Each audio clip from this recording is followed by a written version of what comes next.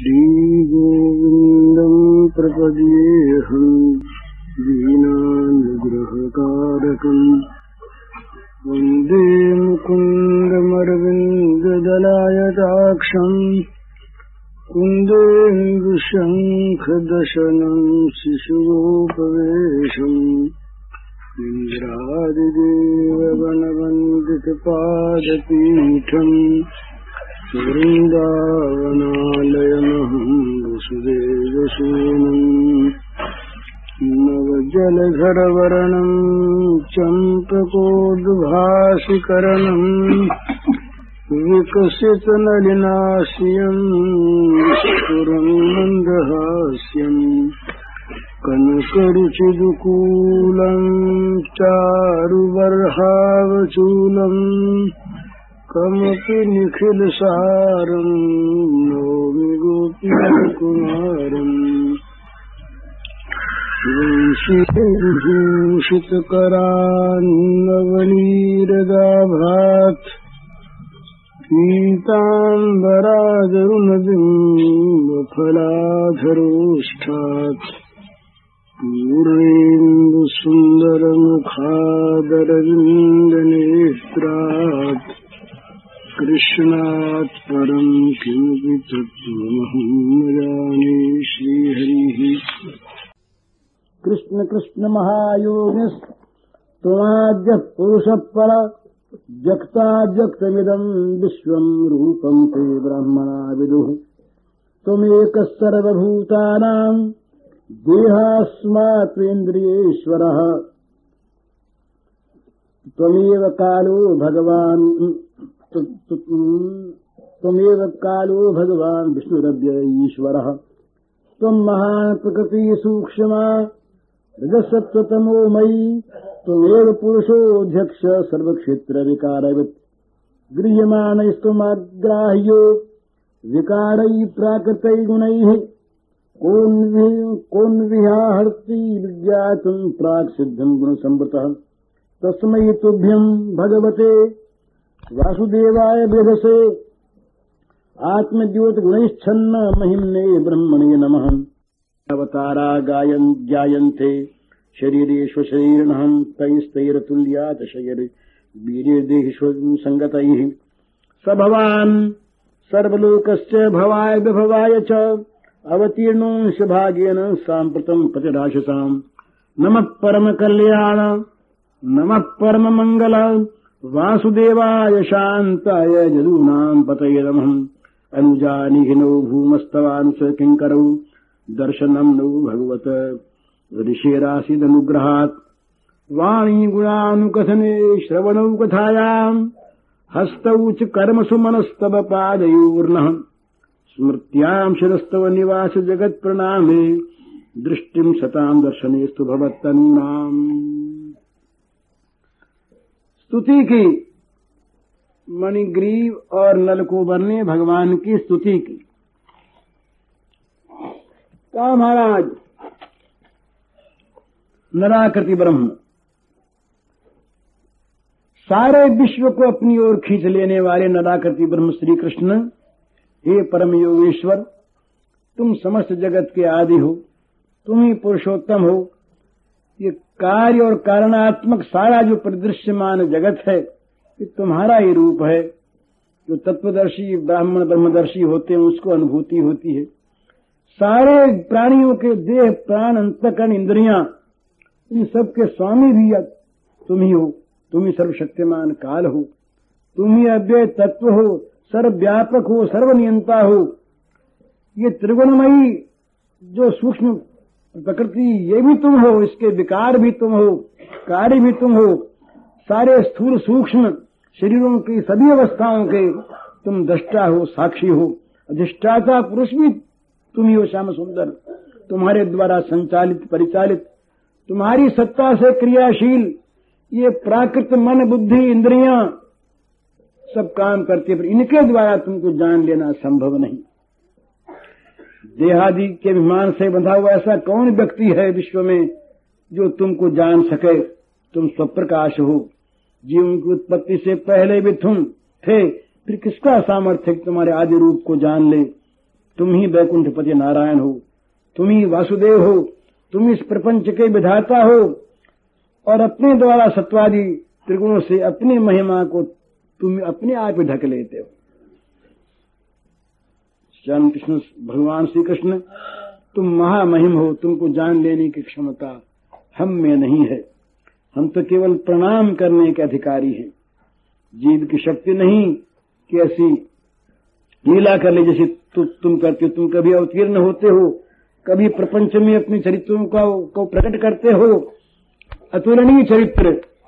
ये तो कि तुम्हारी आश्चर्यमयी लीलाएं ये प्रमाण बनती हैं, ये निर्णय करती हैं, निर्णय कर देती हैं कि तुम इस प्राकृत शरीर वाले नहीं हो, तुम पांच भौतिक देह वाले नहीं हो, तुम स्वयं इस बार इस जगत का मंगल विधान करने के लिए, प्रेम दान करने के लिए संपूर्ण शक्तियों के साथ अवतीर्ण हुए हो। हे भक्तों के मनोरथ पूर्ण करने वाले भगवान, हे नाथ, हे परम कल्याण स्वरूप, तुम्हें नमस्कार है। हे विश्व विधायक, तुमको नमस्कार है। हे परम शांत, हे हृदय कमल में विहार करने वाले यदुपति गोपति, तुम्हें बार बार नमस्कार है। परम पुरुष, सबही के कारण, प्रतिपारण तारण संहारण, व्यक्त अव्यक्त सुबि विश्व अनूप, वेद बदत प्रभु तुम्हारो रूप, तुम सब भूतन को विस्तार, देह प्राण इंद्रिय अहंकार, काल तुम्हारी लीला श्रीधर, तुम व्यापी तुम अव्यय ईश्वर, तुम ही प्रकृति पुरुष महतत्व, धर अंबर आडंबर सत्व, तुम ही जीवन तुम ही जी, सब ठा तुम को अवरण भी, ताते तुम कहें बंधन करें, जाने न परो परे ते परे। भगवान का स्तवन करते करते वे ऐश्वर्य सिंधु में डुबके लगाते लगाते कुबेर पुत्रों की सारी श्रांति दूर हो गई। उनका चित्त भक्त रस का आस्वादन करने की योग्य बन गया। उनकी सारी वासनाएं सदा के लिए धुल गईं, चित्त परिशुद्ध हो गया, निर्मल हो गया और भक्ति पीयूष सिंधु में डूबने के लिए वे लालायित हो गए। उन्होंने कहा, महाराज, भगवान इसे बोले, महाराज हम तो आपके दासानुदास हैं, हमको स्वीकार करो। अनुजानी ही नो भूमस्तवा अनुचर किंकर दर्शनम नो भगवत ऋषिरासीद अनुग्रहात, आप हमें स्वीकार कर लीजिए। ये महाराज दर्शन जो हुए आपके भक्त नारद की कृपा से हुए हैं। हम तो अपराधी, हमें कहाँ दर्शन पड़े थे आपके, ये आपके भक्त की कृपा से। भक्त स्वयं परानुग्रह कातर होते हैं।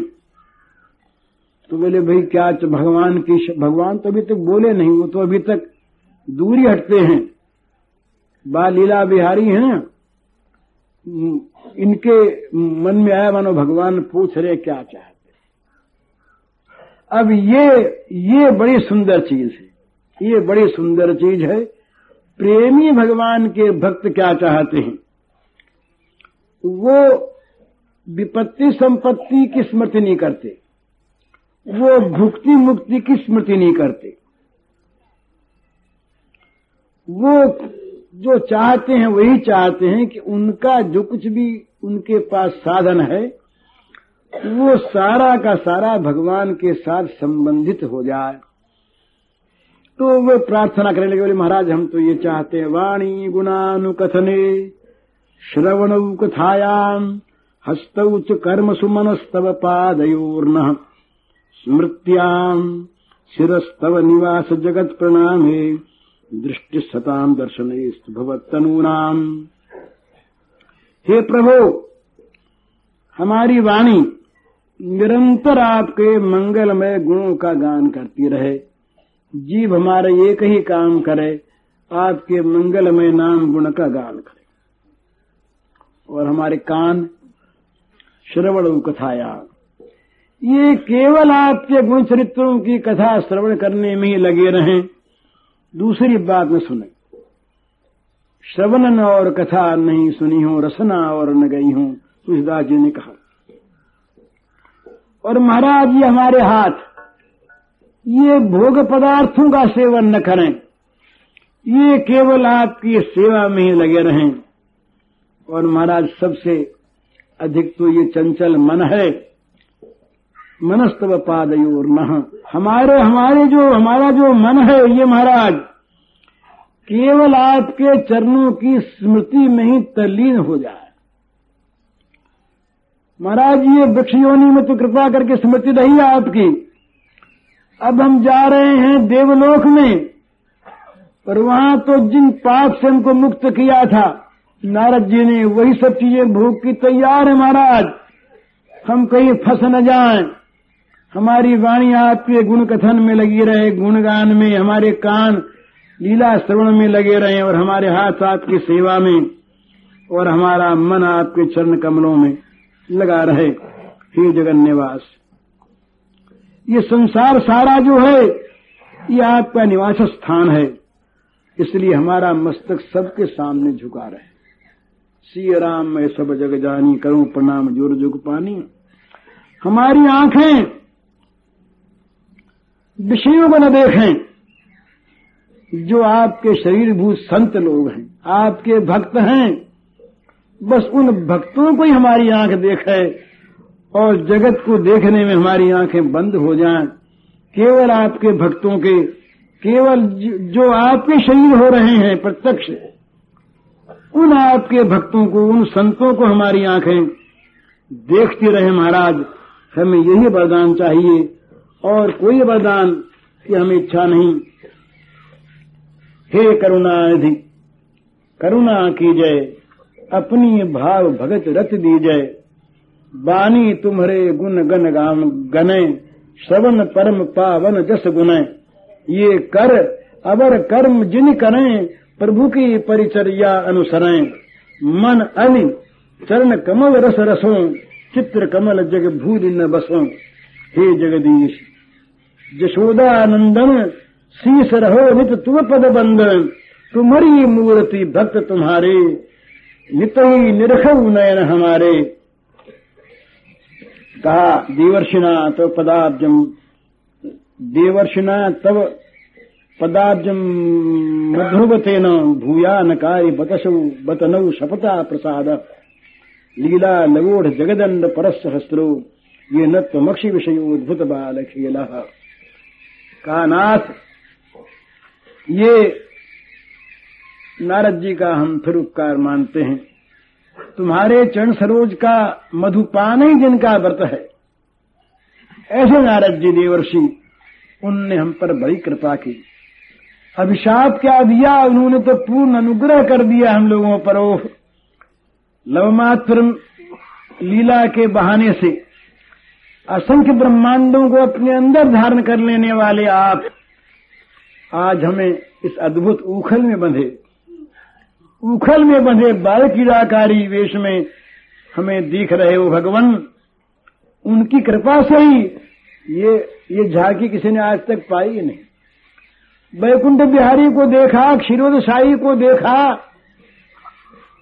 सिंहासन पर बैठे हुए को देखा, देवताओं स्तुत होते हुए को देखा, पर उखल में बंधे दामोदर को किसी ने नहीं देखा आज तक। हमने देखा और हमने ये समझा, प्रेम प्राप्त हो गया ना। हमने समझा तुम कितने प्रेम परवश हो नाथ। नारद जी की कृपा कि तुम्हारे प्रेम परवशता के स्वरूप की झांकी ये हमको प्राप्त हुई, ये हमको मिली, हम धन्य हो गए। अब भगवान इसका उत्तर देंगे। हरिओम तत्सत। भगवान तो हमेशा बंधे रहते, उनको खोलना क्यों चाहती हो? भगाना चाहती हो उनको?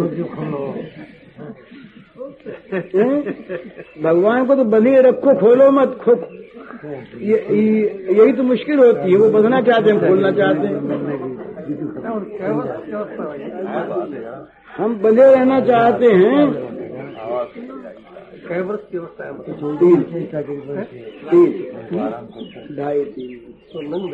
हाँ, नंग रंग है, नंग रंग। अभी तो 5 वर्ष होंगे तब तो गाय चराने के कहीं हम जाते हैं। अभी तो फल बेचने वाली का प्रसंग आवेगा शायद कल परसों। फल बेचने वाली का वो 11वें अध्याय में है, 11वें में जब आप भीष्म की कथा में कुछ परिवर्तन कर दिया, बाण लेन अर्जुन मुकुट मांगने कई प्रसंग है। कई तरह के परिवर्तन नहीं किया, कई प्रसंग अलग अलग अलग अलग प्रसंग अलग अलग प्रसंग कई तरह से प्रसंग आते हैं। उन देवताओं को जलती हुई आग के समान तेजस्वी देखकर बच्चे सब डर गए और ये दूर दूर खड़े होकर देखने लगे क्या होता है। तो देखा वे लोग हाथ जोड़कर नतमस्तक होकर खड़े हो गए और उन्होंने इन सखाओं के कन्हैया से कुछ कहना शुरू किया। बच्चे सब देख रहे, श्री कृष्ण सुन रहे और वे नलकूबर मणिग्रीव भगवान का स्तवन कर रहे। बोले नमः परम कल्याण नमः परम मंगल वासुदेवाय शांताय यदूनाम पतये नमः।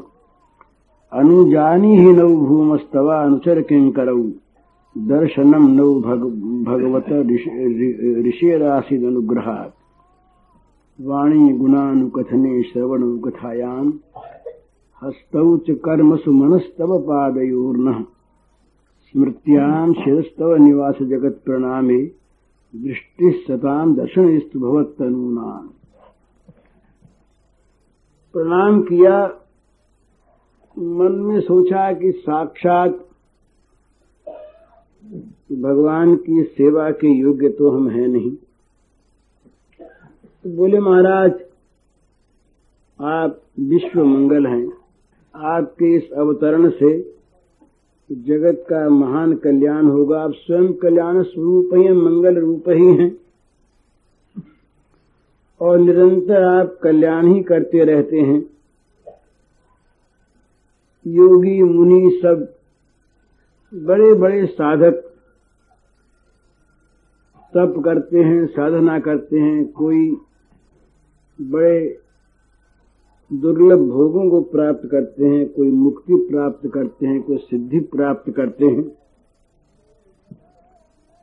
पर आपको प्राप्त करना बड़ा कठिन है, नहीं होता।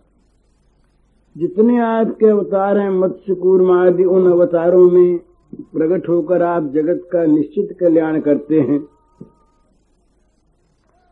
पर श्री कृष्ण रूप में जब आप अवतीर्ण होते हैं तब तो आप परम कल्याण करते हैं, सबको आप सुलभ हो जाते हैं।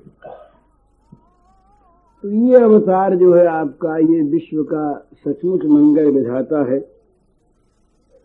पूतना को आपने मातृ गति दे दी, सारे असुर आपके साथ संपर्कित होकर के आपके धाम में जा रहे हैं। भुवन मंगल, तो आपके श्री चरणों में हमारा कोटि कोटि प्रणाम। आप इस समय अनावृत परमानंद घन विग्रह हैं, आच्छादित नहीं हैं। आप के चरणों में हमारा बारंबार प्रणाम। यदूनाम पतये नमः। यूं कह करके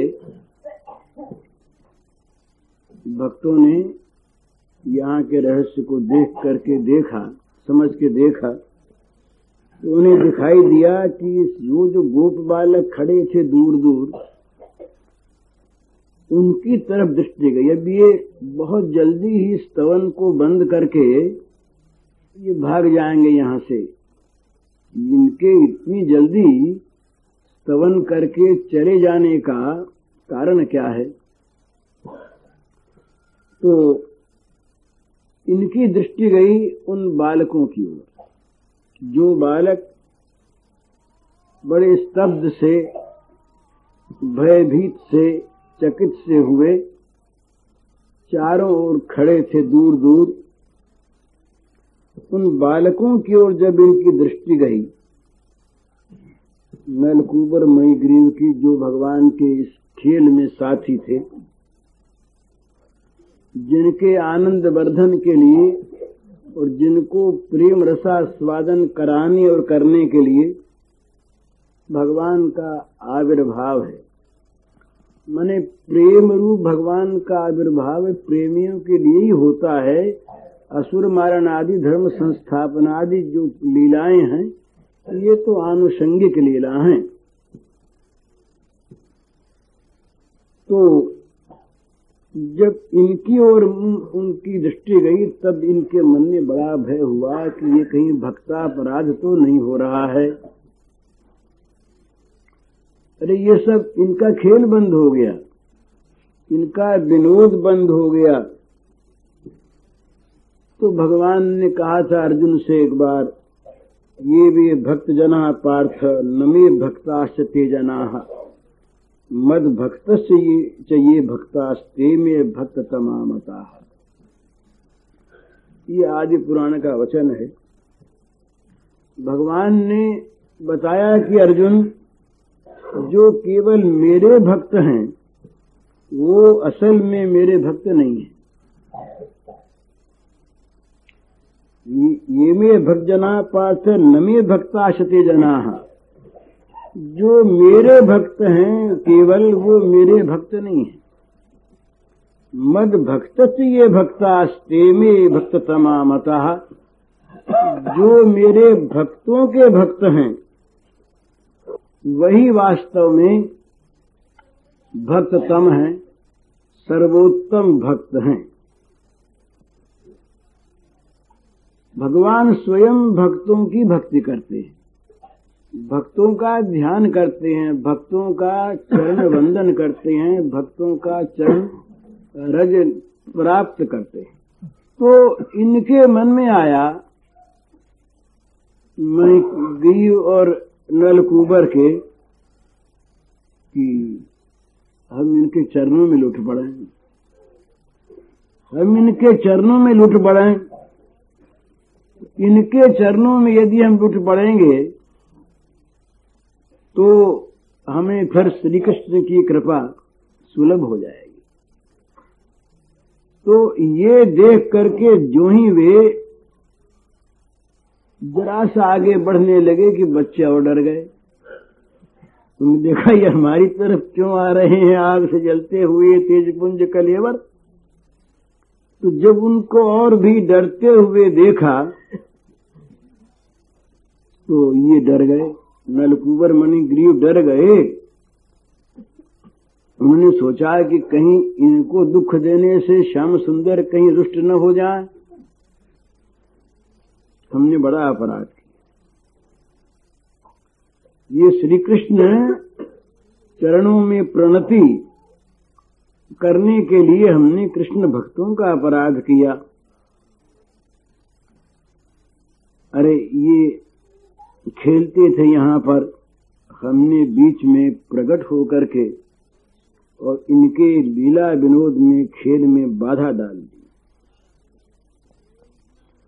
तो उनके मन में आया, नारद ने एक बार कहा था उनसे, कुबेर से, कभी ये सुन रहे थे, अब सब अच्छी बातें याद आने लगी ना सुनी हुई।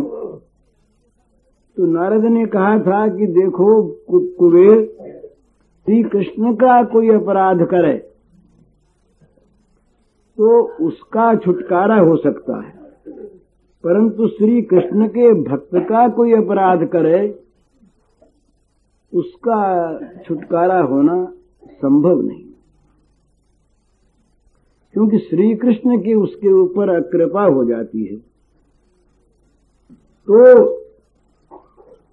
ये हमारे ये तेजपुंज बड़े बड़े देव देहों को देख करके ये गोप बालक सब डर कर एक तरफ खड़े हो गए और ये भयभीत हो रहे हैं। तो ये हमारा बड़ा अपराध, अब जल्दी यहां से हम चले जाएं तो अच्छा है। मन नहीं करता कि चरणों को छोड़ करके जाएं, मन करता है कि इनका स्तवन ही करते रहें। ये झांकी फिर कब मिलेगी देखने को, ये तो नारद की कृपा से ही प्राप्त हुई है। तो उन्होंने मन ही मन उन गोप बालकों को प्रणाम किया और बोले, मन ही मन बोले कि हे कृष्ण पार्षद सखाओ, हमारा ये अपराध अज्ञान जनित है। हम आपके रहस्य को समझ नहीं पाते, इसलिए हमने अपराध किया, आपकी बाल लीला में बड़ी बाधा दी। अब हम अपने स्थान पर चले जाते। चाहते थे और रहें, चाहते थे हम कि इन चरणों के, आप लोगों के चरणों के दर्शन होते रहें हमको, पर ये तो आपकी लीला में हम विघ्न रूप हो रहे हैं और हम तो यहाँ ठहर सकते ही नहीं। न देवा भूम स्पृशंति, देवता जमीन का स्पर्श नहीं कर सकते, तो नारद जी की कृपा से और भगवान श्याम सुंदर की इच्छा से इतनी देर तक हम यहाँ खड़े रह पाए। नारद जी अगर शाप न देते वृक्ष रूप होने का, तो इस ब्रजभूमि में इतने दिनों तक निवास करने का हमें सौभाग्य प्राप्त कैसे होता। तो यूं मन में सोचकर क्षमा प्रार्थना करके प्रणाम करके गोप सखाओं को भगवान की ओर देखा और बोले, अनुजानी नो भूमन भव तबा अनुचर किंकरऊ। दैन्य आ गया, सारा अभिमान मद जाता रहा, पवित्र हो गया हृदय नारद जी के शाप रूप आशीर्वाद से और भगवान के इन दीर्घकालीन स्मरण से। बोले, महाराज हम बड़े अपराधी नराधम हैं। नराधम, भगवान ने नराधम कहा। नमाम दुष्कृतनु मूढ़ा प्रपद्यन्ते नराधमः माया पतज्ञान आसुरम भाव आश्रिता। जो आसुरी भाव के आश्रित, जो केवल संसार के भोगों में नित्य प्रलिप्त रहने वाले, भगवान ने कहा कि वे मेरा भजन कभी करते नहीं, वे नराधम हैं, मूढ़ हैं, मूर्ख हैं और नराधम हैं। तो इन्होंने कहा कि हम तो महाराज नराधम थे, हम क्या परिचय दें अपना। हमारी तो एक एक क्रिया, एक एक चेष्टा होती थी केवल विषय सेवन के लिए। हमने कभी आपका स्मरण किया ही नहीं, स्मरण करने वालों को भी बुरा समझा। तो परिचय क्या दें, बस इतना ही परिचय देते हैं कि आपके यहाँ नारद जी का संकेत लिया है टीकाकारों ने कि हम आपके जो अनुत्तर पार्षद नारद जी हैं उनके दासानुदास हैं, उनके दासानुदास हैं और इसलिए हम अधिकारी हो गए। जो आपके दासों के दासों के दास हैं, प्रत्यक्ष आपके दासत्व का तो हमें अधिकार ही नहीं। हम आपके दासों के दासों के दास हैं, इसलिए आप हम पर कृपा करें। और ये देवर्षि का ये अनुग्रह है कि हमको ब्रजभूमि में निवास का सौभाग्य मिला और आपके दर्शन प्राप्त हुए। हम जाना नहीं चाहते, पर भगवान आपके इस मधुर बाल क्रीड़ा में हम लोग बाधक हो रहे हैं। ये महान अपराध, कृपा करें आप। तो भगवान कुछ बोले नहीं, चुपचाप रहे, सुनते रहे।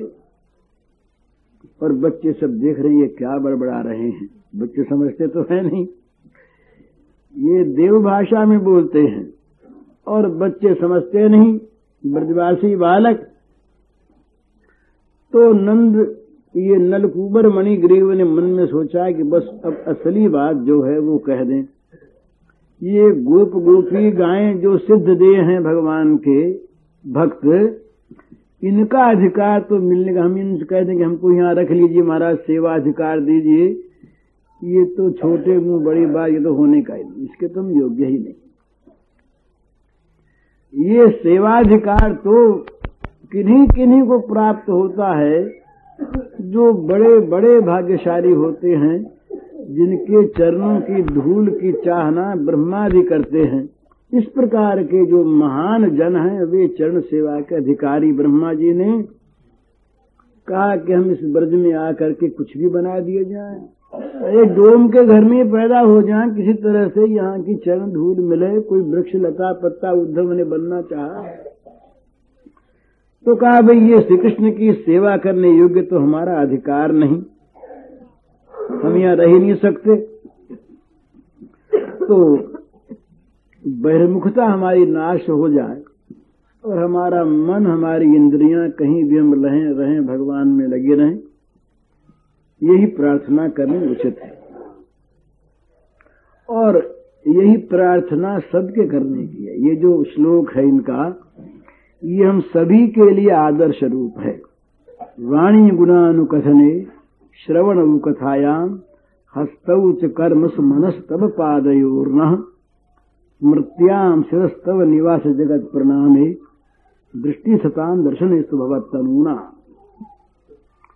हमारे पास ये इंद्रियां मुख्य हैं, जबान, वाणी, कान, हाथ, पैर, सिर और मन।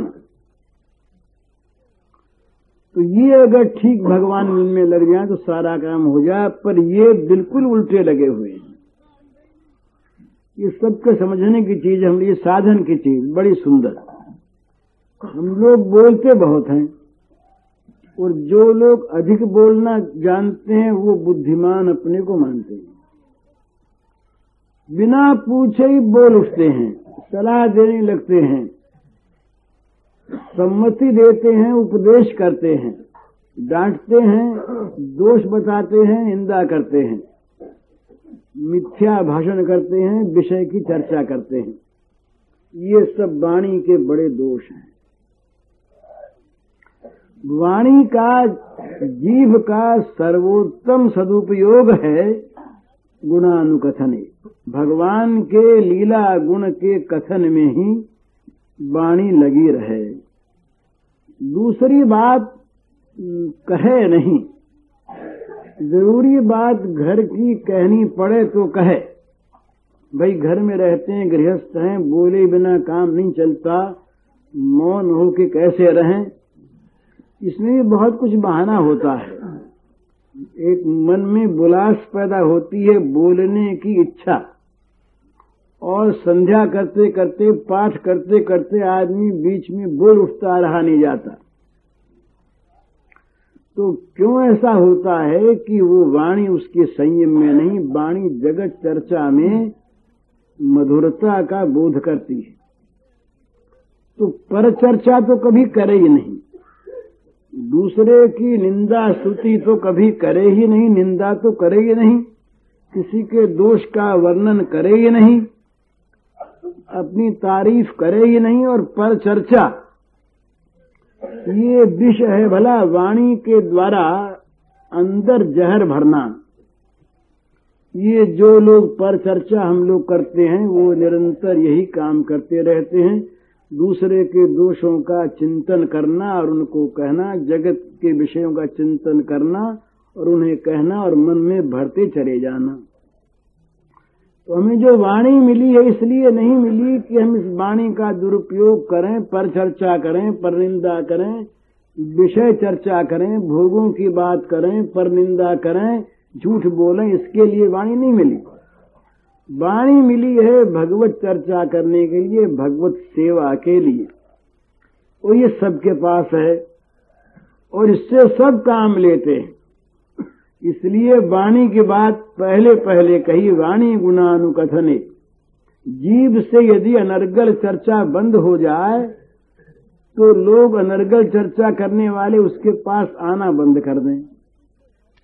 देखें भैया तो मनहूस आदमी है, सुनता उनता कुछ है नहीं, कुछ कहता ही नहीं, मौन रहता, इसके पास जाके क्या सुनावें, उसका पिंड छूट जाए। पर ये बोलने की इतनी बुरी आदत और दोष कथन में तो उत्साह होता है मनुष्य को, दूसरे का दोष बताने में बड़ा उत्साह होता है। पाप कथन, तो पाप की बात तो मुंह से निकाले नहीं, पर चर्चा पुण्य की भी हो उसको भी जहां तक हो न करे तो अच्छा। वाणी गुणानुकथने, वाणी को भगवान के गुण कथन में लगाए रखे। वाणी के द्वारा जितने अनर्थ होते हैं, किसी को कड़ी जबान कह दी, किसी के लिए कोई बात मुंह से ऐसी निकल गई जो चुभ गई। और फिर मनुष्य में होता क्या है कि ये वाणी जब उसकी वश में नहीं रहती तो चाहे सो बोलता है और अपने को बुद्धिमान मानता है। बोले भाई हम तो सच्ची कहने वाले, किसी के रखते उखते नहीं, अपने जो ठीक होता वो कह देते, कोई नाराज हो चाहे राजी हो। गौरव करता है, जी दुखा करके गौरव मानता है, दूसरे को कटु शब्द कह करके अपने में महत्व का आरोप करता है। पर वाणी बड़ी बुरी बड़े बड़े लोगों में ये आती है, जो बहुत बुद्धिमान होते हैं उनमें ज्यादा आती है। बुद्धिमान लोग अधिक कटाक्ष करते हैं, दूसरों पर आक्षेप करते हैं, अब उनका जो अभिमान है अंदर से वो बोलता है। मद होता है ना, ये राजस्व यज्ञ हुआ पांडवों का, उस यज्ञ में मय दानव था एक बड़ा भारी वैज्ञानिक, उसने सभा बनाई। तो सभा का आंगन ऐसा बनाया कि जहां जल था वहां तो जमीन दिखती और जहां जमीन थी वहां जल दिखता। तो इस रहस्य का पता सबको था नहीं, लोगों से कह भी दिया गया था, पर दुर्योधन आदि को नहीं बताया गया था। तो दुर्योधन आए और दुर्योधन को दिखा जल और वहां दिखी जमीन। तो दुर्योधन गए अंदर,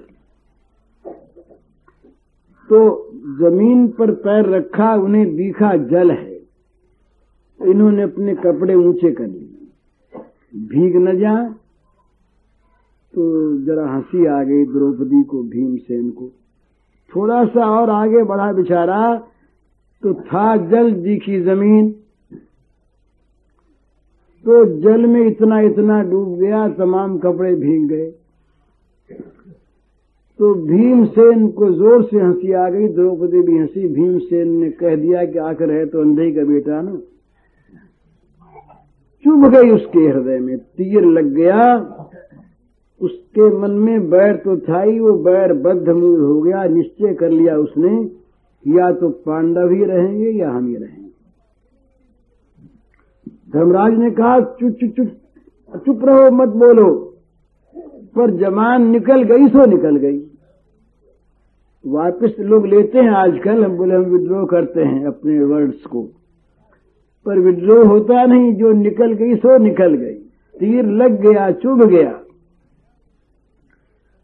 तो वाणी गुणानुकथने, जिसको भगवान के गुणगान से अवकाश न मिले वो कब दूसरी बात करे। हरिदास जी के पास वेश्या गई, वे बड़े जोर से भगवान नाम कीर्तन करते थे, 3 लाख।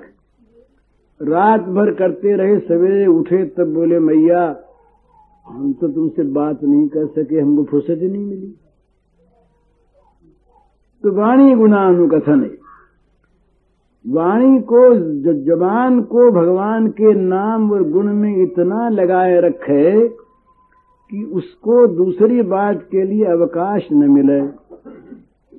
बोलना हो तो केवल काम की बात जिसके बोले बिना न चलता हो, उतनी सी बात संक्षेप में कह दे, बढ़ाकर विस्तार से व्याख्या करके नहीं।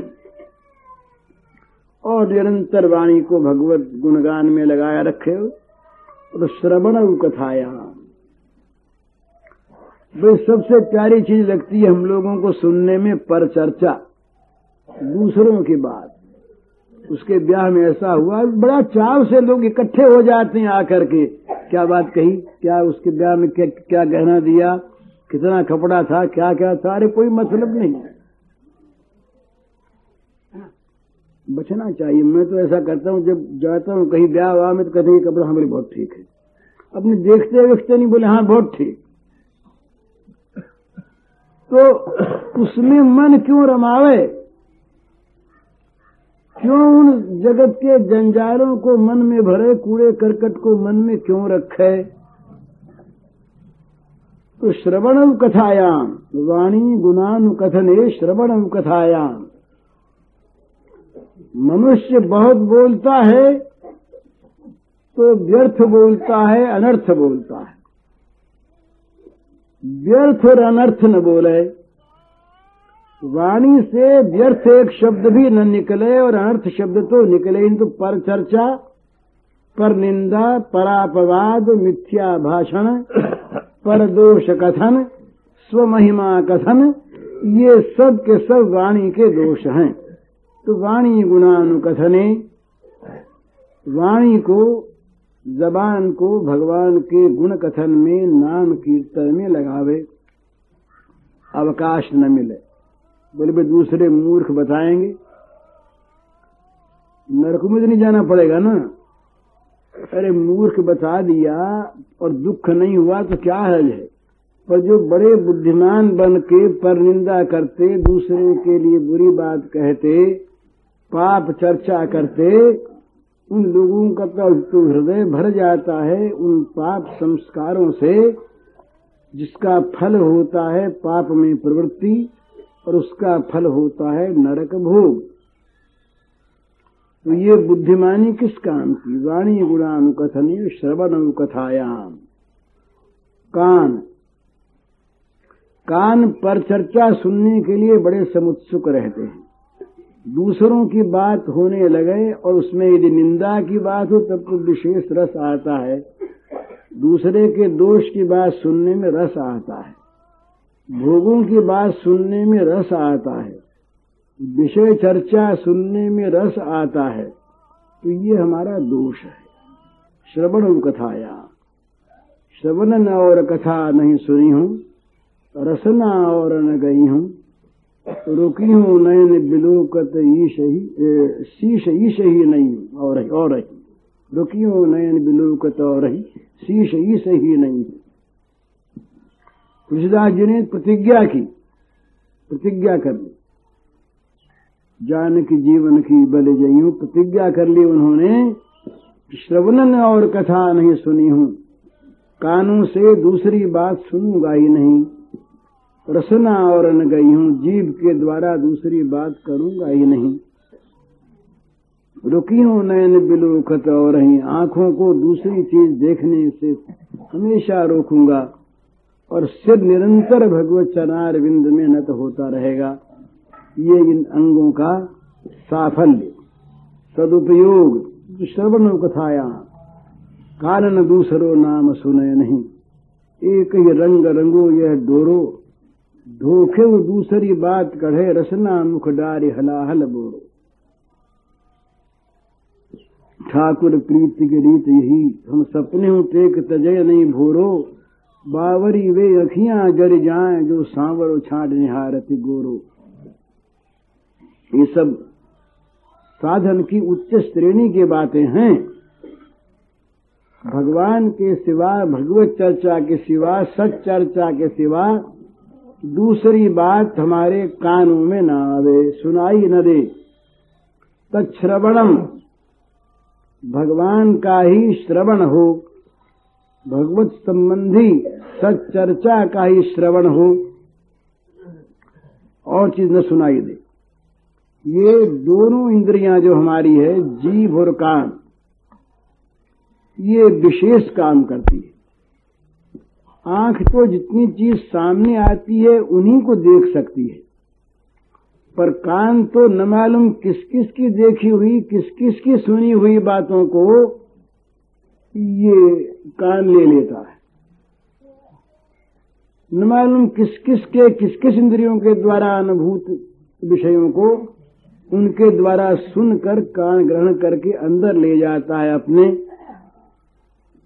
ये अंदर ले जाने के साधन है हमारी इंद्रियां। मन में बुराई भरे या भलाई भरे, इनके साधन हैं ये ले जाने वाले बाहर के कर्ण, ये बहिकर्ण इंद्रियां। इनके द्वारा हम जिस प्रकार के विषयों का ग्रहण करते हैं वही विषय हमारे अंदर में जा करके संस्कार रूप से संग्रहित होते हैं, वे हमारे मन पर अंकित हो जाते हैं। तो कोई भी कहीं जाइए, किसी सिनेमा में बुरी चीज आप सुन के आइए, कान उनको लेके मन में रख देंगे और मन पर वे लिखे जाएंगे। अंकित हो जाएंगे। वे फिर चाहे जब गिरा देंगे न मालूम कब। तो बुरी बात कभी न सुने, अच्छी बात हमेशा सुने।